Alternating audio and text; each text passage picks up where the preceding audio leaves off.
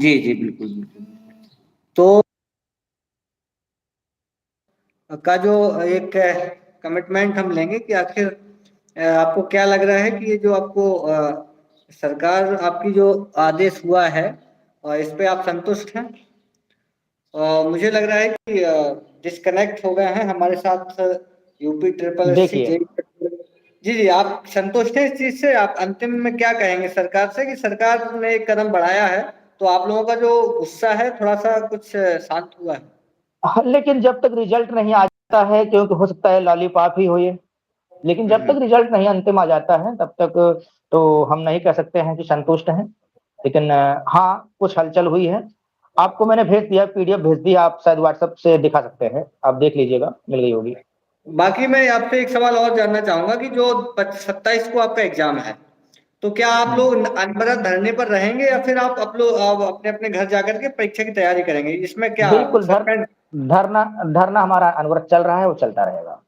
नहीं, नहीं, सस्पेंस क्या है? जब उन्होंने ऐसा बोल दिया है 27 को एग्ज़ाम है आपका, तो अब तो आपको कम से ठीक कम है। तसल्ली है अच्छा, ना इस चीज़ ठीक है, की? ठीक है। 27 को एग्ज़ाम, 27 मई को मैंने मान लिया। 16 अप्रैल 2022 को भी एक एग्ज़ाम हुआ था, जिसमें सब लोग बैठे थे और ये भी कहा गया था कि 90 दिन के अंदर हम कंप्लीट कर देंगे पूरी भर्ती। 90 दिन विदित होने के बाद हम आयोग के चक्कर काटते हैं और हुँ, जब हुँ। 6 महीने हो जाते हैं, तब भी रिजल्ट नहीं आता है, तो मजबूरन हमको धरना स्थल पे बैठना पड़ता है। तो 1 साल के ऊपर हो गया, वो भी तो पेपर हुआ था। 1 साल के पहले पेपर हुआ था, तो क्या रिजल्ट 1 साल के बाद अब आ गया? तो अभी ये पेपर ले रहे हैं, ना कि ये रिजल्ट दे रहा है।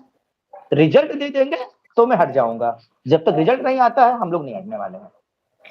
सीधा कहने का मतलब है कि आप फाइनल अपना रिजल्ट लेकर के और अपना तैनाती का जो आदेश होगा उसको लेकर के आप लोग वहाँ से नहीं, हटेंगे।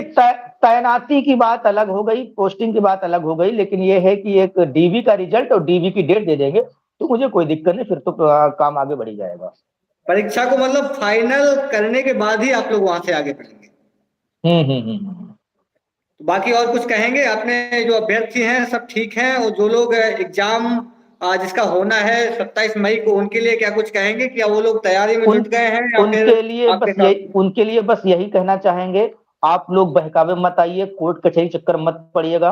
आपको 1 महीने का समय मिला है, नॉन-टेक का पोर्शन है, 400 नंबर का पेपर होगा, 1/4 माइनस मार्किंग है। अच्छे से आप तैयारी करिएगा, इंग्लिश है, हिंदी है, रीजनिंग है, कंप्यूटर है, जीके, जीएस है और ये जो भी आपकी विषय हैं, फर्स्ट पेपर का केवल एक ही पेपर होना है नॉन-टेक का। आप लोग अच्छे से तैयारी करिए, 1 महीना काफ़ी होता है तैयारी करने के लिए। जो आपसे वो गलती रह गई थी, जो कमी रह गई थी, उसको देखो और सुधार करिएगा और जितने नंबर आपके थे, उससे और आगे नंबर ज़्यादा लाने का प्रयास करिएगा और बिल्कुल हम तो कहते हैं बिल्कुल आप हो जाइए अंडरग्राउंड, किसी चक्कर मत पड़िएगा और जो होगा सरकार जो कर रही है, अच्छा कर रही है।